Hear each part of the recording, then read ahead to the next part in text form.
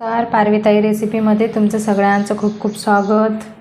तर आज मी पालकची पुरी बनवणार आहे। तर त्यासाठी मी एक जुडी पालक स्वच्छ धुवून घेतलेला आहे आणि पालकच्या दांड्या नाही घ्यायच्या, फक्त पानंच घ्यायचे। आणि त्यासाठी लागणारे 1 वाटी गव्हाचं पीठ आणि 2-3 चमचे बेसन पीठ घेतलेले। त्यामध्ये 5-6 हिरवी मिरची, कोथिंबीर, 1 आल्याचा तुकडा घेतलाय आणि 5-6 लसूण पाकळ्या घेतल्यात। 1 चमचा धने घेतलेत, 1 चमचा जिरे, 1 चमचे ओवा आणि 3 चमचे मी तीळ घेतलेले आहेत आणि मीठ आणि तळण्यासाठी तेल। सुरुवातीला पातेल्यात मी अर्धा ग्लास पाणी ठेवलेलं आहे उकळण्यासाठी। तर यामध्ये आपल्याला पालक हा वाफवून घ्यायचा आहे। पाणी जास्त नाही घ्यायचं, पाणी कमीच वापरायचं, कारण ते पाणी पुन्हा आपल्याला कणिक करताना वापरायचं आहे। पाण्याला उकळी आलेली आहे। आता त्यामध्ये मी ही सगळा पालक टाकणार आहे।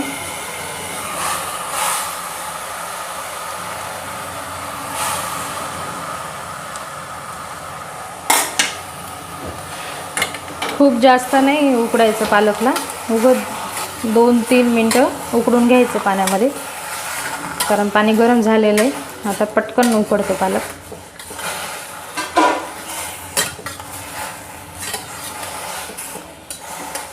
अशा प्रकारे झाकून ठेवणार आहे मी।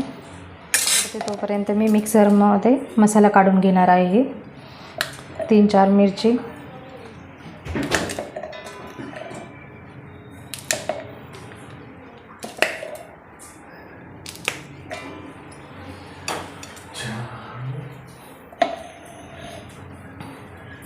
धने, जिरे आणि हे ओवा। आता हे मिक्सरला फिरून घेणार आहे मी।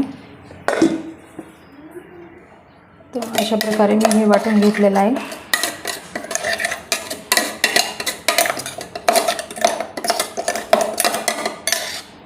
आता हे काढून घेणार आहे प्लेटमध्ये।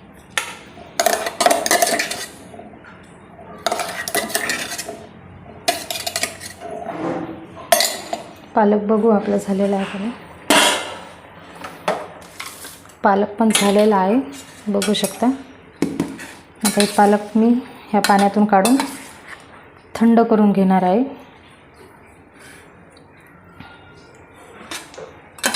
हे पाणी फेकून द्यायचं नाही, हे पाणी आपल्याला वापरायचं कणिक करते वेळेस। थंड झालेला आहे।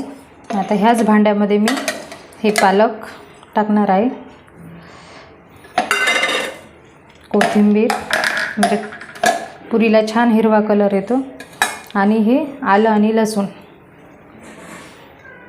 हे टाकून छान याची पेस्ट करून घेणार आहे।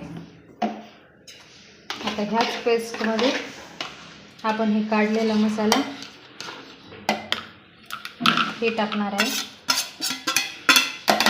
परत हे थोडंसं पाणी, म्हणजे आपण पानं उकळून घेतलेले त्या पाण्यामध्ये थोडंसं पाणी टाकून परत याची छान एकजीव पेस्ट करून घेणार आहे मी। बघू शकता अशा प्रकारे पेस्ट झालेली आहे। आता मी टाकून यामध्ये गव्हाचं पीठ आपल्याला आता ह्या पेस्टमध्ये जेवढं बसेल तेवढं घ्यायचं, फक्त पाणी जास्त वापरायचं नाही, नाहीतर मग पुरीला कलर पण येत नाही आणि टेस्टी पण छान होत नाही पुरी। आता यामध्ये हे पेस्ट आणि पुरीला खमंगपणा येण्यासाठी यामध्ये मी बेसन पीठ पण वापरणार आहे। चवीनुसार मीठ अगोदर वापरलेलं नाही आपण, थोडंसं मीठ। आणि आता जे हे पाणी होतं उरलेलं, हे पाणी मी हे भांडं एकदा विसळून घेणार आहे। आता हे पीठ चांगलं मिक्स करून याची छान घट्ट कणिक करून घ्यायची। यामध्ये तीळ टाकायचे, 2 चमचे तीळ घेतलेले आहेत।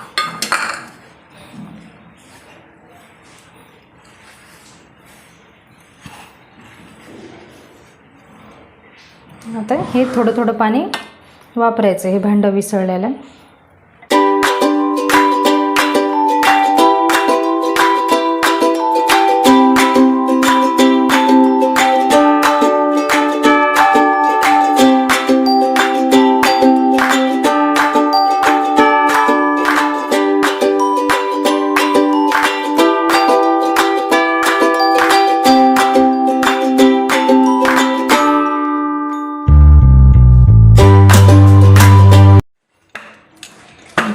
थोडंसं हाताला तेल लावायचं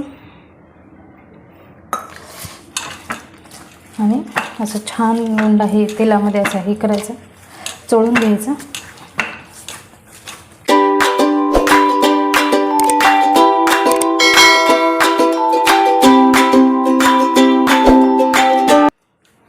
आता हे 5 मिनटं मी ठेवणार आहे झाकून. 5 मिनटं झालेले आहेत. परत एकदा याला असं छान मिक्स करून घ्यायचं.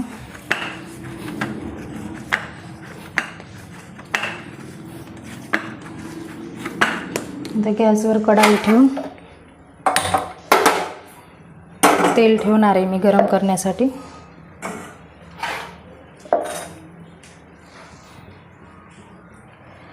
मुलं असं तर पालक खात नाहीत, त्यांना अशा प्रकारे तुम्ही पालकपुरी करून देऊ शकता. मुलांना छान आवडते अशा प्रकारे. तेल छान गरम करून घ्यायचं अगोदर. तेल गरम होते तोपर्यंत मी पुरी लाटून घेणार आहे. तर सुरुवातीला थोडंसं तेल हाताला लावून घ्यायचं. पोळी पाटाला पण पिठाचा वापर नाही करायचा, तेलाचाच वापर करायचा.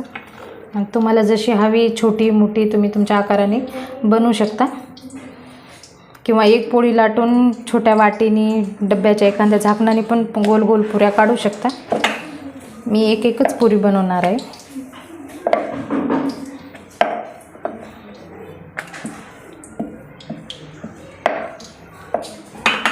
तर अशा प्रकारे मी खूप जास्त जाड पण नाही पातळ पण नाही अशा पुऱ्या लाटून घेणार आहे. झालेलं आहे चांगलं. तेल फक्त गरम करून घ्यायचं आणि नंतर मंद गॅसवरच पुरी तळून घ्यायची, म्हणजे व्यवस्थित छान खरपूस पुरी तळते. आता ती पुरी तळती तोपर्यंत मी दुसरी लाटून घेणार आहे.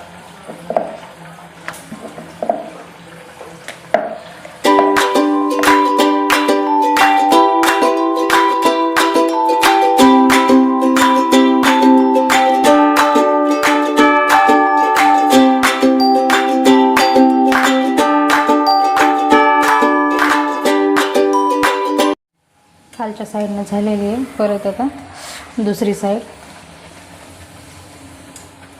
तर दोन्ही साईडनं झालेली आहे पुरी. आता ही पुरी मी काढून घेणार आहे. ह्याच पद्धतीने मी आता सर्व पुऱ्या करून घेणार आहे.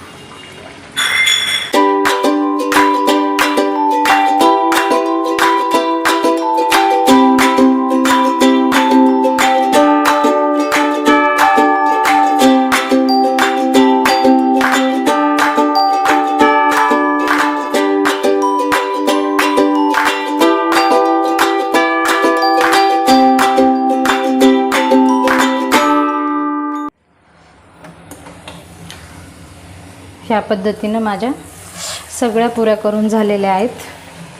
बघू शकता खूप छान खरपूस मस्त छान टम फुगलेल्या पुऱ्या तयार आहेत. दह्यासोबत लोणच्यासोबत तुम्ही खाऊ शकता नाश्त्याला. खूप छान, म्हणजे मुलांना डब्यात पण देऊ शकता या पद्धतीने करून. नक्की या पद्धतीनं करून बघा. व्हिडिओ आवडला तर लाईक करा, शेअर करा आणि चॅनलवरती नवीन असाल तर चॅनलला नक्की सबस्क्राईब करा.